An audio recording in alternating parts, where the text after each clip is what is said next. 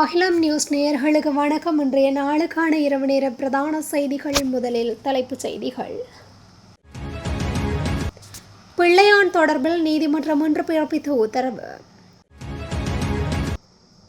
நீர்கொழும்பு சிறைச்சாலை கலவரத்தில் அனுர அரசை ஆட்டம் காண செய்யும் ஒரு சதி, விரைவில் ஆட்சியை கவிழ்க்க திட்டம்.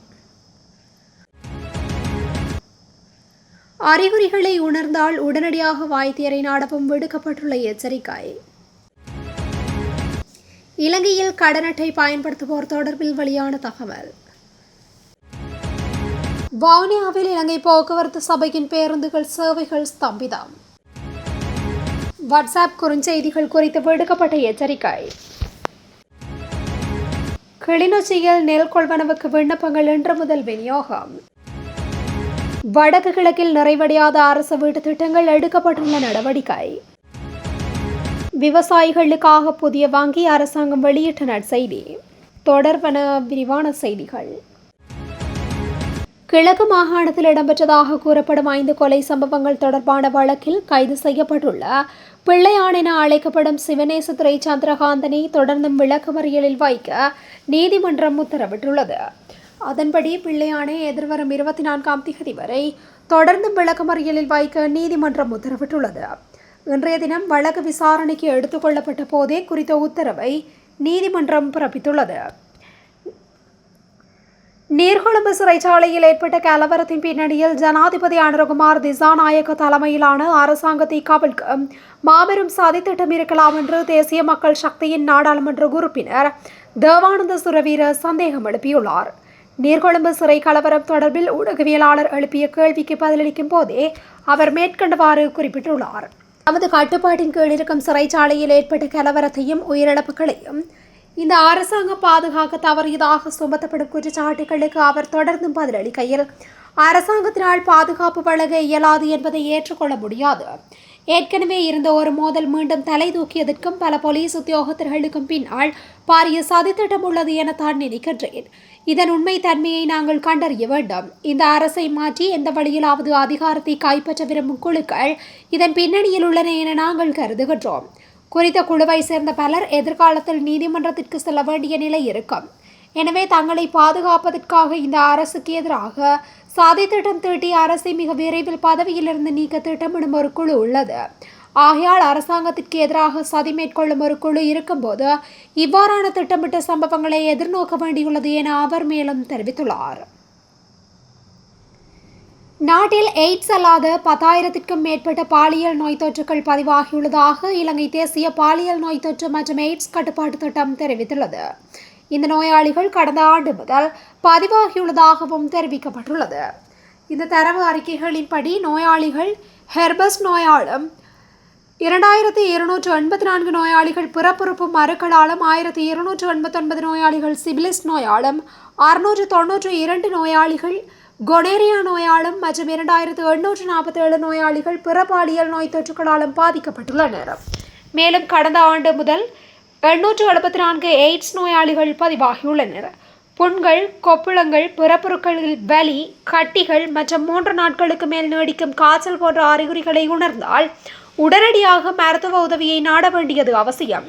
இதேவேளை தொடர்ந்து பாதுகாப்பற்ற உடலுறவில் ஈடுபடும் நபர்கள் மருத்துவ பரிசோதனைகளை மேற்கொண்டு முறையான சிகிச்சையை பெறுவதன் மூலம் இந்த நிலையை தடுக்க முடியும் என்று இலங்கை தேசிய பாலியல் நோய்கள் மற்றும் எய்ட்ஸ் கட்டுப்பாட்டு திட்டம் கூறுகின்றது. இந்த பரிசோதனைகளை செய்து கொள்வதற்கு தேவையான தகவல்களை nofosure.lk என்ற இணையதளத்தை பார்வையிடுவதன் மூலம் பெறலாம் என்று குறிப்பிடப்பட்டுள்ளது.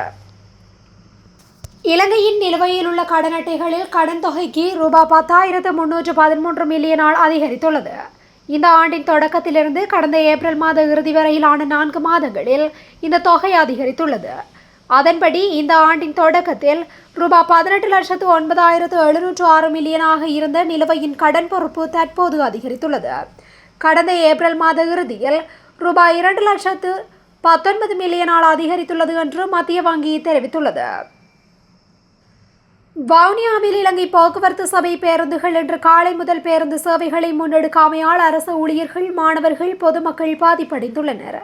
நேற்று சாலையின் பொறியியல் பகுதியில் பணிபுரியும் ஊழியர்கள் கடமைக்கு சமூகம் தராமையே பேருந்து சேவைகளை முன்னெடுக்க முடியாத நிலை ஏற்பட காரணமாக அமைந்துள்ளது.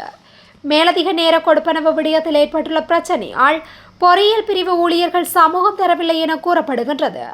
இன்றைய தினம் திங்கட்கிழமை என்பதால் பேருந்து சேவைகள் இன்மையினால் பொதுமக்கள் மற்றும் அரசு ஊழியர்கள் பல்வேறு அசௌகரியங்களை சந்திக்க வேண்டிய நிலை ஏற்பட்டிருந்தது. குறிப்பாக பருவகால சீட்டு பெற்றிருந்தவர்கள் அசௌகரியங்களை அதிகமாக எதிர்நோக்கியிருந்ததுடன் சில அரசு ஊழியர்கள் தாமாகவே தமது வேலை தளங்களுக்கு சென்றிருந்தமையும் குறிப்பிடத்தக்கது. சந்தேகத்திற்கிடமான இணைய இணைப்புகள் மூலம் போக்குவரத்து அபராதங்களை ஆன்லைனில் செலுத்துமாறு அறிவுறுத்தும் மோசடி குறுஞ்செய்திகள் மற்றும் வாட்ஸ்அப் செய்திகள் குறித்து இலங்கை போலீஸ் திணைக்களம் வாகன சாரதிகளை எச்சரித்துள்ளது. மோட்டார் போக்குவரத்து திணைக்களத்திடமிருந்து வந்ததாக தோன்றும் அந்த செய்திகள் கூறப்படும் போக்குவரத்து விதிமீறல்களுக்கான அபராதங்களை ஒரு வாரத்திற்குள் செலுத்த வேண்டும் என்று கூறுகின்றன. இருப்பினும் போக்குவரத்து கட்டுப்பாடு மற்றும் சாலை பாதுகாப்பிற்கு பொறுப்பாளரான DIG WPJ சேனாதீர DMD அத்தகைய எந்த அறிவிப்புகளையும் வெளியிடவில்லை என்றும் அந்த செய்திகள் முற்றிலும் போலியானவை என்றும் வலியுறுத்தப்பட்டுள்ளது. மேலும் அந்த குறுஞ்செய்தி இணைப்புகளை திறக்கவோ தனிப்பட்ட அல்லது வங்கி விவரங்களை வழங்கவோ அல்லது அந்த செய்திகளுக்கு பதிலளிக்கவோ வேண்டாம் என்று பொதுமக்களை வலியுறுத்தியுள்ளார். பாதிக்கப்பட்ட எவரும் உடனடியாக அருகிலுள்ள போலீஸ் நிலையத்தில் தகவல் தெரிவிக்க வேண்டும் என்றும் அவர் மேலும் அறிவுறுத்தியுள்ளார். கிளிநொச்சி மாவட்ட விவசாயிகளிடமிருந்து நெல்லை கொள்வனவு செய்யும் வகையில் அவர்களுக்கான படிவங்களை இன்று முதல் வழங்கப்படுவதாக நெல் சந்தைப்படுத்தல் சபையினுடைய பிராந்திய முகாமையாளர் தவராசா கஜேந்திரன் தெரிவித்துள்ளார். இன்று முதல் நெல் சந்தைப்படுத்தல் சபையினூடாக சிறுபோக நெல் கொள்வனவு முன்னெடுக்கப்படும் என அதன் தலைவர் மஞ்சுள பின்னலந்த தெரிவித்துள்ளார். இதற்கமைவாக தற்சமயம் அதிக நெல் அறுவடை இடம்பெறும் பிரதேசங்களை அண்மித்து நெற்களஞ்சிய சாலைகளை திறந்து நெல் கொள்வனவு ஆரம்பிக்கப்படவுள்ளது. அதற்கமைய வடக்கு மாகாணத்தில் தற்போது அதிகளவில் நெல் அறுவடை ஆரம்பிக்கப்பட்டுள்ளதால் அந்த பிரதேசங்களில் நெல் கொள்வனவு மேற்கொள்ளப்படும் எனவும் அவர் குறிப்பிட்டுள்ளார். நெல் சந்தைப்படுத்தல் சபையினால் 1 கிலோ நாட்டு நெல் 120 ரூபாவிற்கும் 1 கிலோ சம்பா நெல் 130 ரூபாவிற்கும் 1 கிலோ கீரி சம்பா நெல் 140 ரூபாவிற்கும் கொள்வனவு செய்யப்படவுள்ளது.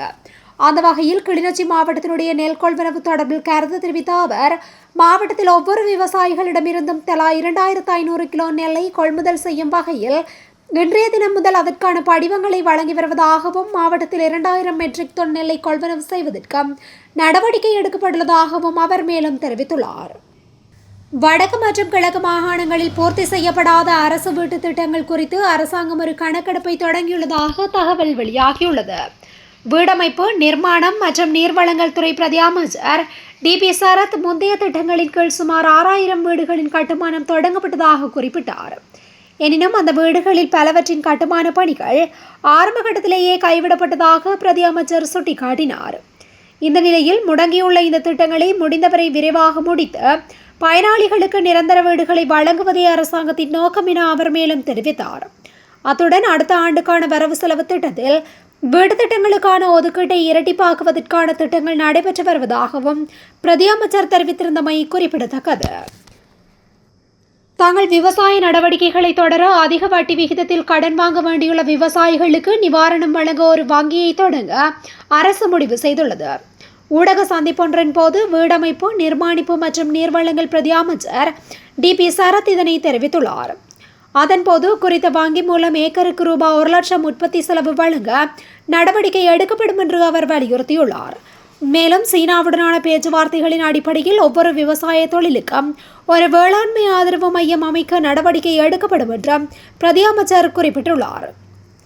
இதேவேளை உலகின் மிகவும் மேம்பட்ட இயந்திரங்கள், பெரிய உழவு இயந்திரங்கள், அறுவடை இயந்திரங்கள், ட்ரோன்கள், களை எடுக்கும் மற்றும் கட்டும் இயந்திரங்களை தாங்கள் கொண்டு வருவதாகவும் அவர் குறிப்பிட்டுள்ளார்.